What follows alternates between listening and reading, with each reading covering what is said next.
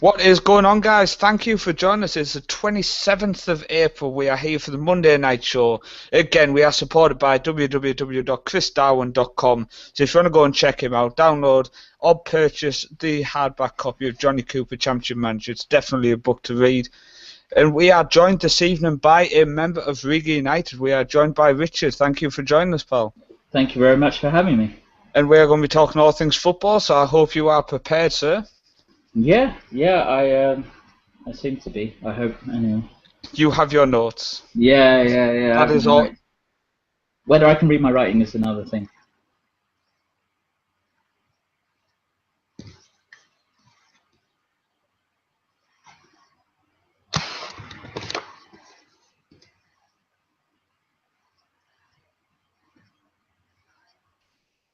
And next time, what I will do is I will promise not to hang up on you.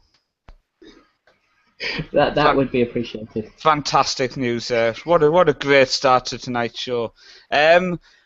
First off, we're actually just going to jump straight in and actually talk about Riga United. I'm just about to chuck up some pictures on the show in the background for people to look at, and that was actually the reason why I hung up on you. Don't hold it against me. I'll try not to. So, John, just tell people a little bit about Riga United, because a lot of people might not know about them, but I assume some will have heard me preaching about them in our various groups.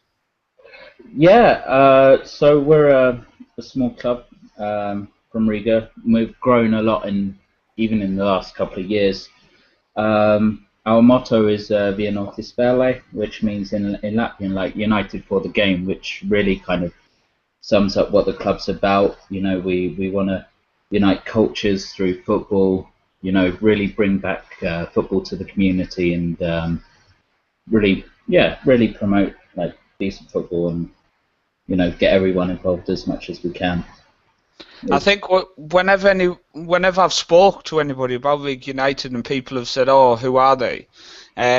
Whenever I show them images, now I've used Football Manager as a base for that, just because obviously I've got it quickly to hand to say, just look at the diversity and the amount of nationalities that Riga United has in their system. It's just unbelievable. Yeah, it's incredible. I mean, we've got so many nationalities now, and even in our going down into the youth academy as well. You know, we've got so many nationalities. It's such a fantastic project which has been started up, and long may it continue. Well, I think when a football club decides to, well, the football club didn't really decide to be formed at first, did they? Because I mean, anyone who's seen the documentary, and if you haven't, I will chuck the link in the description below. Obviously, it was just a bunch of lads who wanted to play five-a-side after a day of work, basically. Yeah, pretty much. It just started out as a five-a-side team, you know, a bunch of guys that wanted to just play together, and they gradually found like more and more people were coming to training, and it started building up from there, and they found like, they had different people from different countries turning up, and it was like, well, we've got something good here, and so they gradually started playing in small tournaments, and won a cup and a couple of years ago, and it was built up from there pretty much, and more nationalities have joined us, and and it's great. I mean, I like the fact that Latvian football, they've actually embraced it, and obviously when you applied to join the league system, they had to alter the rules, for example, because of the amount of different nationalities you had in the squad. And I just think it kind of shows that no matter where you come from, you can just turn up to a country and you can be welcomed in and join the team, and you can find some talented footballers there to play as well. Yeah, exactly. And even this season, you know, people have started hearing of us, and even locals now, like started hearing of us, and we've got some talented Latvians playing for us, and and the LFF, the Latvian Football Federation, have been brilliant in helping us get into the league, and not only for our men's but for our women's team as well. The LFF have been fantastic in helping us like sort out various things that we need to do and the rules and working with us and around us actually. So yeah, they've been great, Why fantastic. why did Riga decide to put a women's team together? Was it the amount of interest from women coming to yourself to want to join Riga and kind of make a women's team, or did you kind of go looking for people to join the team? I think it was a little bit of both. I mean, uh, yeah, I think it was always ultimately our goal to form a women's team, as it's again, we're all about equality and you know trying to promote football in every way we can. And so yeah, the women's team was always in our interest, and then we were approached by by Marit Yeda, who's our captain currently in the women's team, and between her and Justin, they started forming a women's team together, and it's just people started coming towards it and really embraced it. So It's again you should just have them open arms and people decide, oh, I want to join Riga. yeah, yeah, absolutely. I mean, so many people have just heard us through someone talking to them, or like I know this mate, he goes to Riga United, they're a really cool team, or something like that. It's yeah, people have really embraced us here. We've got a lot of teams who like what we do, and we've got a really good relationship with a lot of teams around us. That's fantastic. And just seeing the comments here, Colin's listening. So even the Americans are now hearing about Riga United. He said, "Evening, gents, great hearing about Riga United. Such a great story." So it's fantastic, and Thank you, guys. it Yeah. is a great story. It's like I say, I mean, I first saw the documentary a long time ago. It must have been just after it came out, because it only had a couple of views when I stumbled across it. Mhm. Um, and it was literally just like my mouth was open for most of it, just thinking, wow, this is just crazy. So I mean, obviously, I'm living in a different country from where I'm from, so it's just like, oh, I wish Riga United was on my doorstep. Yeah, we would love to have you. Even if you come over to Riga, yeah, you definitely have to. I know I'll apply for some jobs in Riga, and when something comes up, I know I've got a football team I can join. Yeah, absolutely. You're always welcome, mate. But what we're going to do is just going to kind of, if anyone wants to ask any questions, just throw them in. But for now, we're just going to jump over onto the Premier League games from the weekend and just have a chat about them. I think the first game I just want to quickly bring up was Newcastle losing to Swansea. It's best we get this out the way before James comes on, otherwise the show will be taken over again by me and James. Um, Newcastle lost again 3-2. It was an abysmal display, defensively and midfield-wise. There was nobody tracking back. Again, a strange situation where Riviere was playing in central midfield. I mean, all that guy's good for is collecting water, so I don't know why he was on the pitch, let alone in the midfield. But that's where Newcastle's going now. We're only 5 points off the drop, and if we keep going the way we're going, it's not looking promising. The only saving grace for us is Sunderland, is even worse. So I think they'll end up going down, which will cheer me up a little bit. Ryan, you didn't see any football, did you? Unfortunately, no. And even the Man United game, but what I've read of it, I think I want to watch it.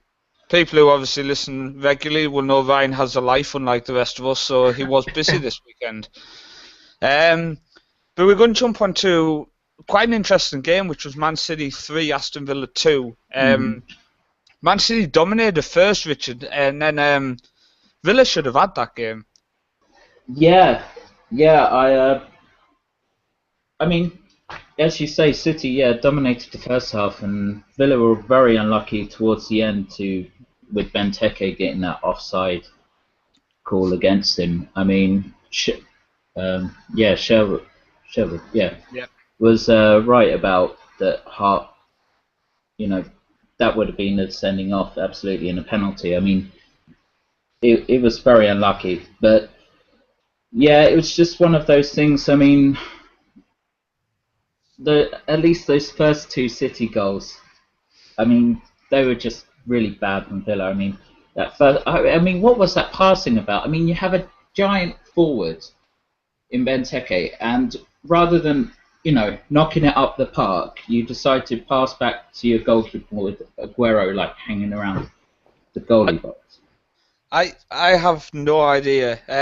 I can almost I can almost understand it because they just started. Obviously, the game hadn't been playing long. They were trying to almost slow the game down from the start, which is understandable when you're coming up against a side like Man City. But it was just lack of concentration. And as a lot of people have said, it should have just gone long from Guzan straight up instead of passing it across, like you say, because Aguero was in the middle, and then also you had Silva on the other side. So there was no reason for him to go across anyway, because it would have been closed down so quickly. Yeah, and I don't even think it was with his best foot anyway. I'm not sure, because one commentator said he was left-footed, then someone afterwards said he was right-footed. So I'm unsure on that. But in general, I don't. I mean, yeah, it was just beyond me, even the passing and the second City goal, where, I mean, credit to Kolarov. I mean, that was a fantastic free kick, but when you have a giant hole in the middle of your wall, it's never particularly that good. No, I don't understand what they were doing. Bacuna jumped sideways, and Richardson almost pushed him out the way as if to make the gap. Yeah, it was mental. It was more like he was trying to dive out the way of the ball or something.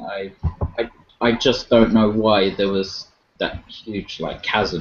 No idea. It was a fantastic free kick, which should never have gone in because it should have been blocked at the end of the day, I think. Yeah. I see James has joined us. Thanks for coming on, James. Good evening. Appreciate you running home from work to come on and join us. What did you think of the City game, the way it went from one end to the other, the way City dominated, and then Villa should have won it, and then obviously City grabbing that late winner? Yeah, I mean, it just shows how well Tim Sherwood's done recently and what he's done to actually get them in a game to compete with Man City. And of course, the Benteke through at the end, he should have been allowed to carry on. Joe Hart sent off and possibly win the game. I think we can feel sorry for the official to an extent. I know you've got to give the striker the benefit of the doubt, but it was so close. I think, and the fact of the way the defender and the striker were running, it did overlap so quickly that you can see why he gave it offside. Well, but Sherwood said himself, that the linesman actually had the edge of the penalty box as the marker. I mean, that was the downside to it, yeah. The fact he had the line as the marker. I'm just trying to think a little bit more to give the official the benefit of the doubt. Mainly because I berate them every single week. It almost feels like I'm bullying them. I'm waiting for the FA to send me a letter. But James, I mean, I agree with you about Sherwood, the way he's turned around. What I would say is what's even worse is the fact that City's third goal, the touch that Fernandinho made, was it Fernandinho? Fernando? Yeah, it was Fernandinho. Yeah. Fernandinho. It literally bounced off him, didn't it? It kind of hit him and it just kind of went up in the air and dropped straight for him just to volley it in. Yeah, it was a bit of a fortunate goal, but I guess when you're a team like City, if you get half a chance, you take it. Yeah. I just really want City to do bad. I just can't stand them. I agree with that. I'll wait for all the abuse of City fans, but I really just can't stand them. They've seriously got far too big-headed. In fact, what we'll do now is we'll go to Ryan, the Man United fan, for his opinion on this. Have you finished your pizza, Ryan? Can you talk? I'm partway through. Fantastic. I can talk now. I know you haven't seen the games because obviously you've been busy doing your coaching. When you've seen City come away with the 3-2 win last couple of minutes, getting the winning goal, I mean it must be frustrating, but you must be kind of happy to an extent because City are on the decline. The squad is so old; they're going to have to spend big money to reform this squad. Yeah, but then there's the issue. They've got that money. Anyone else hear a cow? I'd say you got like a Yeti. I'm not that posh. I don't own cows. Oh, okay. But they've got this owner that has this money. So it wouldn't surprise me if in the summer, even if Pellegrini does go, they'll still spend loads of money. You're hearing news now of who they want to buy, like Kevin De Bruyne, various other people. They'll spend if they have to. I think the problem with spending is, James, is all this. FFP. Yeah, it's all crap though, isn't it? I mean, you just give them a couple of million quid and you've basically paid your fine. Or you lose a slot out of your Champions League team. I mean, come on, it's not going to totally destroy you losing a slot, is it? I mean, it's frustrating to see City and even Chelsea as well signing really good players such as Schürrle, Salah, and then move them on so quickly. It's like even De Bruyne as well. They're not really making them into better players that they should be, and they're having to leave to become those players. Yeah, it's so frustrating. I do think the punishments need to be a lot more strict. I mean, Chelsea have done well financially, but obviously frustrating the way they buy in, kind of destroying a player for a couple of years and then moving on. Financially wise, Chelsea are doing quite well. Complete opposite to City, who are just going to have to throw more money to basically rebuild the squad. Because I know over the weekend on Sky they showed the average age of the Premier League, the teams, and City had the older squad, where the other top 5 or 6 teams all in the bottom 6 for the youngest teams in the league. Newcastle were actually second. It's a shame all of our youth are crap, but we were second. So.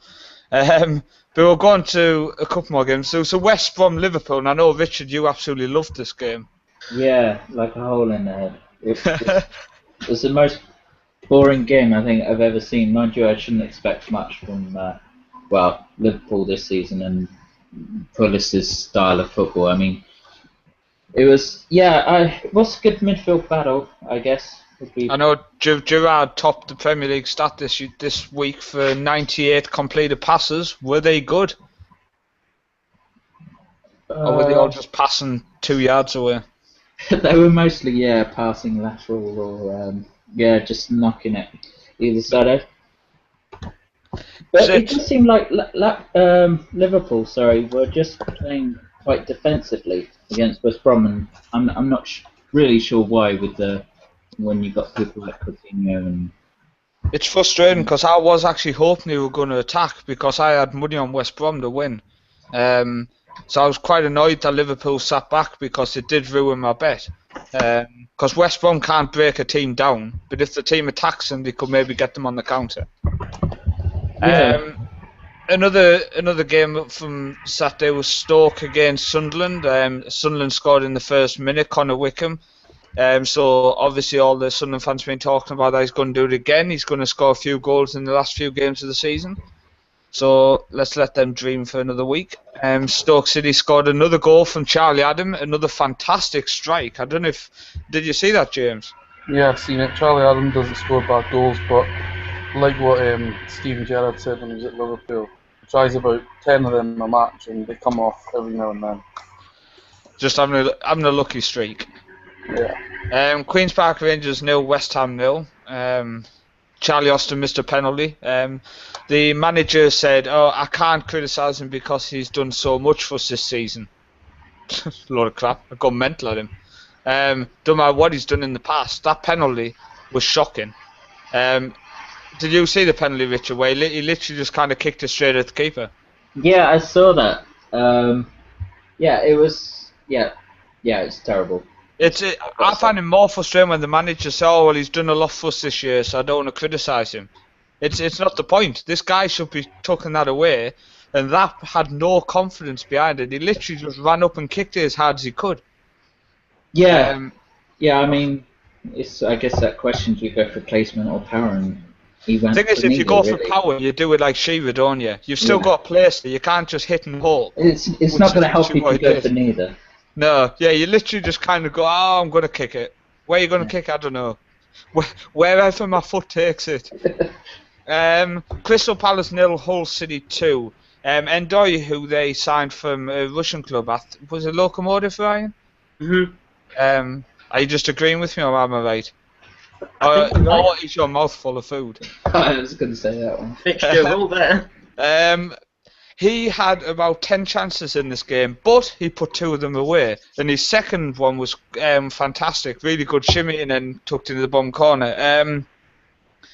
I'm really impressed. And again, Hull City, when they go with this 5 at the back, they look decent. Yet they seem to keep changing to a different tactic, James. It's driving me crazy because they don't look bad when they play 5 at the back. Yeah, well, they're probably going to have to play 5 at the back the next few games or till the end of the season because they've got the toughest run in. Oh, there yes. is. So for me, they're gone. Poor Hull. James doesn't mix his words. Any Hull City fans, it's over. As James says, you've got 4 games at home, but they're not exactly winnable games. But if your strikers play well, like saying Doyle has come in, he's really impressed me. I mean, he hasn't scored a lot, and as Steve Bruce said over the weekend, he had a rough patch of a few weeks, but he's new to the league, and he actually looks like he's built for the Premier League, Richard, which is something to look forward to seeing if he stays. Yeah, I mean, he's still young, and I think, he can definitely learn. I mean, he looks like the player who really puts his heart into it. I mean, yeah, he got two goals, 2 decent goals. So, yeah, I mean, he can learn. He's still got time to learn. Yeah, I think I'd like to see him move. I mean, he can come to Newcastle. We'll swap him for Amiobi or something, James. Burnley. Ethic's good. Yeah, definitely can come to Newcastle then. Burnley 0, Leicester 1. Now, Burnley missed a penalty, and I think it was 57 seconds later Leicester scored. Again, right, Matty Taylor steps up for the penalty. Former Portsmouth player. People know him from his days playing at Portsmouth. This guy was a set-piece specialist. So when he stepped up to the penalty, I thought, yeah, okay, fair enough. This guy is obviously, he knows what he's doing. He knows how to handle these big situations. He slipped just slightly, so I can almost say fair enough. He missed. But what I didn't even think of at the time was Danny Ings was on the pitch. This guy has gone a few weeks without scoring a goal. They'd had 2 penalties this season. Scott Arfield missed a penalty, then Danny Ings scored a penalty. So, Ryan, why wasn't Danny Ings taking this penalty? Who knows? Ego sometimes just take over. I think For me, the right decision was made. I think the right person took it. Get the specialist on it type thing. Well, he's taken many penalties down the line before. He's taken a lot of free kicks, scored a lot of big goals, and he's kind of like Leighton Baines. For me, had he not missed, nobody would mention it. I think the right person took it. I just think if this guy is touted for Liverpool, touted for Man United, touted for some big clubs, he's a striker who hasn't scored for a few weeks, James. Strikers should be picking the ball up and saying, nope, I'm taking it. I need a goal. I'm going to get the goal, Richard. Yeah. I mean, what's it? Like, Burnley scored 3 goals in the last 10 games or something like that. And it's coincided with Ings' drought. Yeah, and if I was Ings, I would be all over that and trying to get that run started again. Take the ball off him. Yeah. I'm going to do it. What were you going to say, James? Yeah, well, the striker probably showed respect to his.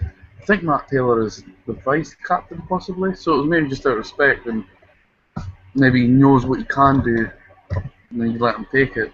But Danny Ings is getting a move no matter what. For me, the right person to take it, and had he not missed, we wouldn't be talking about it. Yeah, I can see from your side. He is a specialist, so I can see from James's side, Richard. Yeah, no, I understand, and it looked like when he was running up, it looked like he slipped or something, and maybe that just put him off. I think it's not going to help. Definitely not going to help. I mean, I missed a very, very noticeable penalty when I was playing a while ago. Shock. This come from the man who jumped for a header and was out for 6 weeks. keep quiet, eat your pizza. And that was from a slip. So I mean, slipping does it just puts you off just a little bit. So I mean, maybe if I didn't slip, I wouldn't have cleared the tower block. But the next game was Southampton 2, Tottenham 2. Now, one notable thing in this game, James, was the fact that Pochettino come out afterwards and said that it was the first time he'd heard the Spurs fans singing his name. Now that made me think: were they only singing his name because it was back at Southampton's ground and they wanted to let the Southampton fans know that he is their manager now? Yes. Because that's what I thought. And I thought he was kind of wrong to come out and say that, because he should have kind of just went, "Oh, they were singing my name." Because I'm sure I'm not the only person who's come out and thought, "Well, they're only doing it because you're back at Southampton."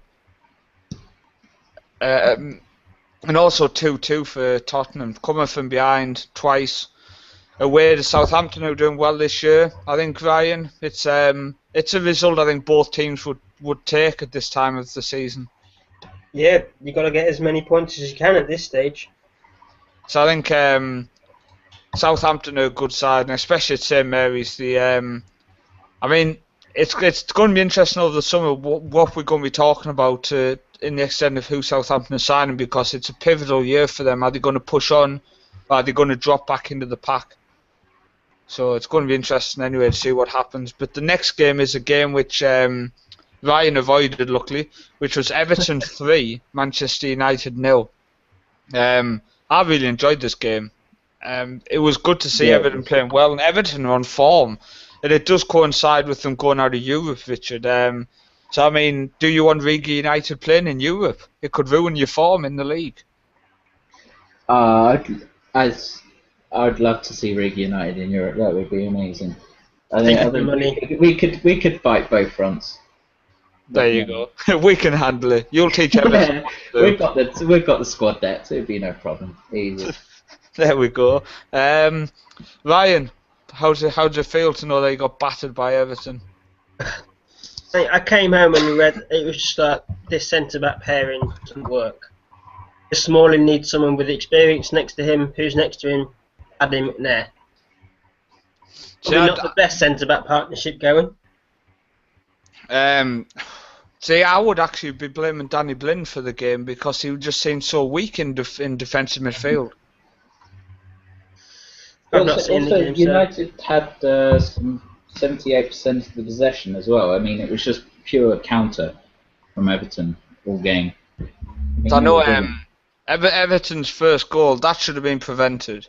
Because the fact that they let him go so far, I don't know why someone didn't actually just close him and just literally go through him and take the ball. Because it was so early in the game, you need to make a statement early on in the game. I mean, you know that when you play five-a-side. Even in five-a-side, you make a statement early on. I do. I don't know why they didn't just go through him. They literally stood off, and the tackle by Blind on the edge, well, it wasn't a tackle. He literally pulled his legs back and tried to stick his tits into McCarthy. Ryan, have you seen the goal? No, I've not seen any of the game. You have to watch the highlights on it, because he literally, Blind, pulls his legs back and sticks his chest out as if he's trying to push him. And you're just like, oh, what are you doing? I mean, fair play. It was a good run, but it just should have been stopped. I mean, someone should have took him. There was a couple of opportunities he could have took the ball with a proper tackle instead of just trying to pussyfoot around him, basically. Just quickly down the side, Colin commented, I missed it, Colin, sorry, I'll quickly read now. He says, Hull City feel a bit like a panic going on. He feels like there's panic going on. They're just throwing anything they can think of at the game. I think that Leicester's going to pull off and Hull are going to go down. Poor Hull, they win a game and Colin jumps on them. Yeah, but we know what Leicester are like. They just seem to appear out of nowhere, and they're on good form. Well, it's true. Geez, the only cost of players are scared of failing in case Nigel Pearson pins them on the floor. Imagine if they do something wrong. He can look after himself, you know. Yeah, but a bit of fear can motivate a result. A bit of fear? They come on the pitch second. James, can you see Leicester just pulling this off? I'm actually slightly worried for this weekend coming. They're at home to Newcastle and they're the team in form. I don't know why you're worried, James. I've already wrote this season off as we're going to lose every other game. Do you know what, actually? I'm going to stop the topics to ask James something. Chris Darwin posted on our Facebook group, and I completely shut it down because I just I'll ask you the question first. Should Newcastle fans go down the route that FC United and Manchester did? Oh dear. Absolutely not. Yeah, that was literally there was 4 Newcastle fans I saw comment. There was myself, there was you, there was Jake, and there was Colin, and all of us said no. And I said that the passion that I have for the badge and for the colours and for the shirt and for the stadium and for the name is far too strong to ever turn around and just say I want to stick the United at the front instead of the end, for example. I just cannot imagine. FC United of Newcastle. I just can't imagine dumping the club because it's not the club I don't like. And people know I have a lot of respect for FC United Manchester. And I'm in the group and I talk to the people and what they are doing are amazing. But I just don't want to do it with Newcastle. I just cannot imagine turning my back on Newcastle. However much the money pisses me off, the board pisses me off, the players piss me off, the manager pisses me off. The thing is, FC United and Manchester, because it's obviously the connection with Man United, they're known worldwide now. It wouldn't be the case for any other team in England or Britain. Exactly. I just don't want to walk away from my club just because the chairman's a knob. It's plus I've put up with him long enough now. I'm almost used to it. It'd be boring if he left. Colin, you're a Wimbledon supporter, am I right? Sorry, Colin. Colin's just commented. Richard, you're a Wimbledon supporter. Yeah, I'm a Wimbledon fan. So you've had a certain, but I'm probably going to upset you here and say that all along I always defend Milton Keynes in all of this and say that they did nothing wrong. The people wanted to set up a football team were told they could buy Wimbledon's spot in the league. Now, obviously, a lot happened which shouldn't have happened. That's under no dispute. But I just think a lot of it was, obviously, they wanted to buy the stadium, didn't they, in London? And at the time, the council, and there were so many arguments, the council were refusing to speak to them. And as far as you were concerned, the club was going under. So basically, the club moved. And I just think it all happened. You mean it was franchised? It moved. Franchised. It all happened in a bad taste, but I think I still don't have the hate for what Milton Keynes did in a sense, where I kind of, the more documentaries and more stories I've heard on it, I've kind of thought it's more of the council's fault in London. It'd be interesting to get an actual Wimbledon supporters view on that. Yeah, I mean, to some extent, I do agree with you. I don't think enough was done, not by the club, but by other parties to save Wimbledon. I mean, from what I heard was the people who actually bought the club wanted it to be in Wimbledon, but the council didn't want them to have the ground. They didn't want them to have a location, and the only way out was to move. And then obviously Milton Keynes popped up. I don't know about that. I would say it was very clear that they were in when they bought Wimbledon. They knew the state it was in. They were very clear they were out to do something with it, and not particularly good. And they didn't care about the community or the fans. And as far as they were concerned, it didn't matter to us as long as they kept their team or sold it on for a profit. It didn't matter, and unfortunately, Winkleman was hanging around sniffing for some team he could potentially move, and obviously they were out for a quick buck, and they were like, "Oh, right, yeah, we'll sell you our team." So yeah, no, but yeah, there was no thought about the community or the football club itself or anything to do with the fans. So I don't know how controversial it would be to say that. I mean, I understand that Wimbledon would have had every chance of going under, but in some ways, I don't know whether it would have been better for that to happen, and then you could start again anyway. But it would have been organic rather than just upping a whole club ripping it away from a community and just setting it up somewhere else, just because it suits someone. So, yeah, and also I think people wouldn't be so bitter if Milton Keynes also started in non-league football too. I think this is also what I think really gets to people. I think I can understand that, but then when you look at it, how many clubs have gone bust and almost reformed or been bought out because they've gone bust and kind of stayed where they are.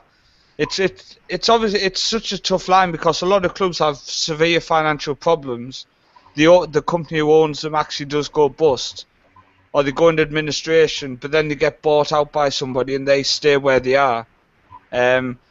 So it's frustrating because I always think if a club goes bust or into administration, they should automatically be just dropped, not just lose 10 points. So I do think they should have started in non-league and not just bought the spot in that division. Mm-hmm. But on the plus side, how does it feel to be a part of AFC Wimbledon? It's amazing, and there should be.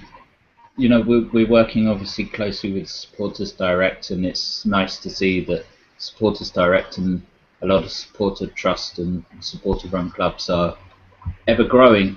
But yeah, to be part of Wimbledon, to see the story from where we started to now, and actually this season getting the most amount of points we've ever got in league football, it's a fantastic story, and it's fantastic to be part of everything and the community, and everyone's really got behind Wimbledon. It's fantastic, really. And you've got people who care, really. Yeah, that's the main thing. If people care about the club, it helps that bit more.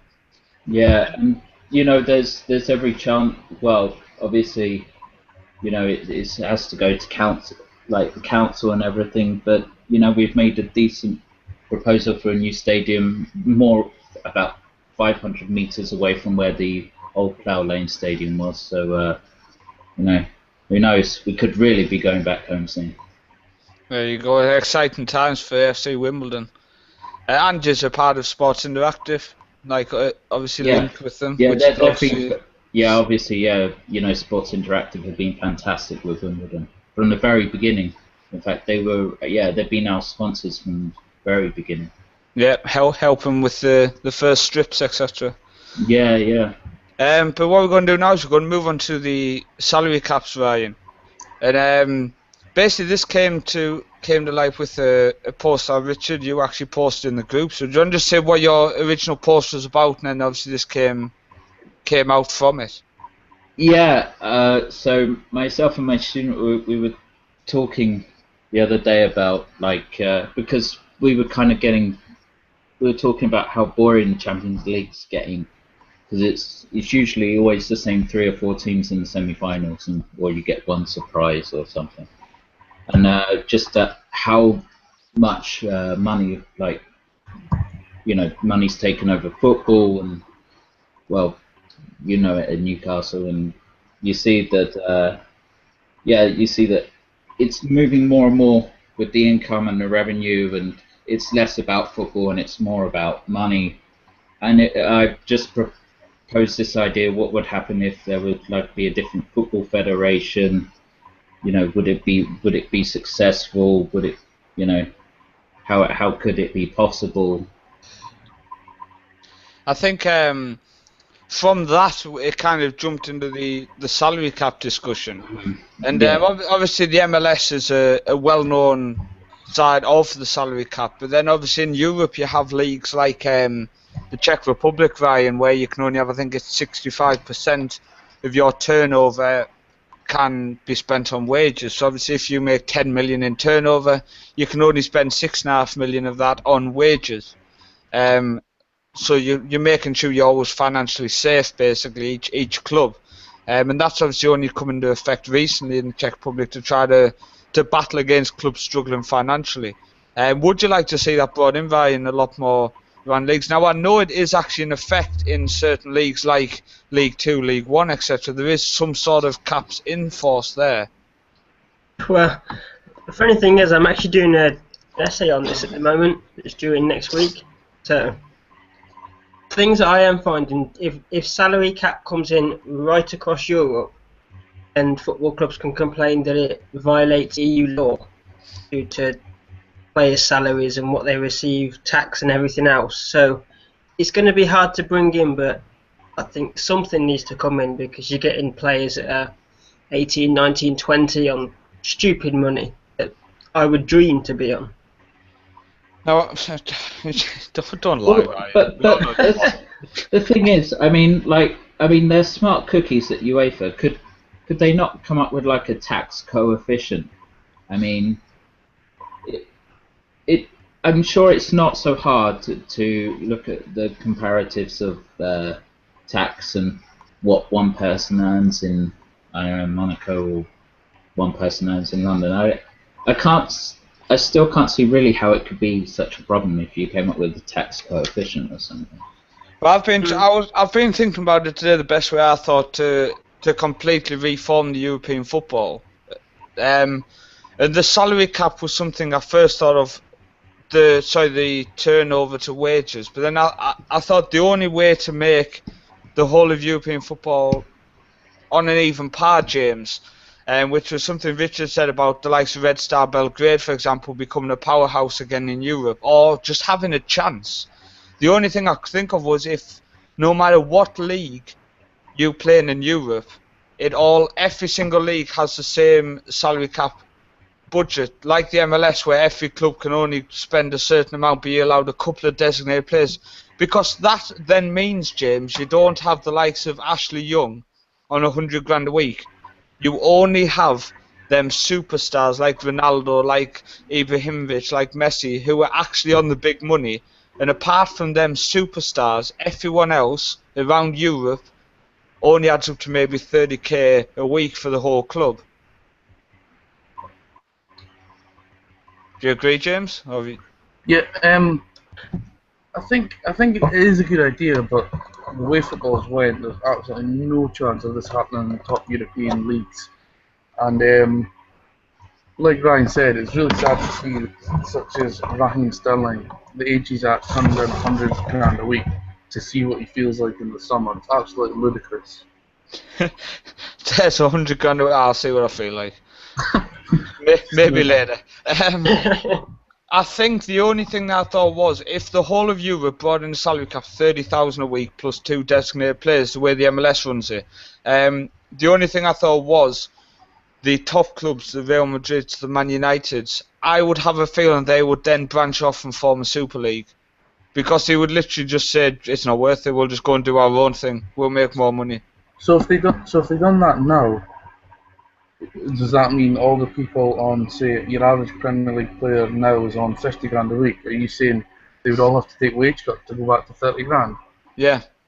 Never going to happen, ever. That's the thing. That's the problem. There's too much player power, James. Well, the football has become a business, and it's evolved so much over the last 20 years that it's all about the money now. I mean, professional football is such a short career. They want as much as they can, and then they can retire mid-30s and never work again. I mean, I was reading a piece today in Sports Online, and they were talking about how the Hull City chairman's obviously said if you get relegated, you're all taking a 50% pay cut. And they were saying players have so much power, they physically can't threaten that. Because it's just like, no, our contract doesn't state that. It's just, there's far too much player power.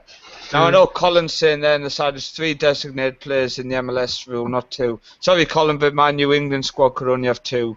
It's certain clubs are 2, certain are 3, aren't they? It's weird how it works. But Richard, what I would say is Colin has suggested you to watch more Major League Soccer. I should. I've only watched a couple of games, but I really haven't watched too much of it. But when I was looking today at the MLS, like over the last 10 years, for example, I think it's a good example of this with this whole distribution of players and salary cap. I mean, it's one of the most competitive leagues. I mean, over the past 10 years, there's been 6 teams which have won. it's a fantastic league. I mean, there's five of us who sit in a chat each week and we talk about the MLS, etc. And it's fantastic. I love watching it. I haven't seen much for this week due to me being sick, but definitely been enjoying it. Definitely, it's a league I'd recommend to everybody. Some good football. And there was a guy who thought he was Floyd Mayweather this weekend. So no doubt he's going to get a nice ban. Colin said it's based on how financially sound the clubs are. So if a club can only have 2 designated players instead of 3. But I've just realised we are out of time for this evening's show. So I'd like to thank you for coming on, Richard. You're welcome. Thanks for Time having flies me. when you're having fun. It does indeed. It does indeed. Thank you so much, guys, for having me. I really appreciate it. Supporting Riga United as much as you have. It's been great. Oh, it's been fantastic. Enjoying it. A lot of fun. And Ryan and James, as always, pleasure. No And we will see you all on Thursday night for the Weekly FM show. Cheers.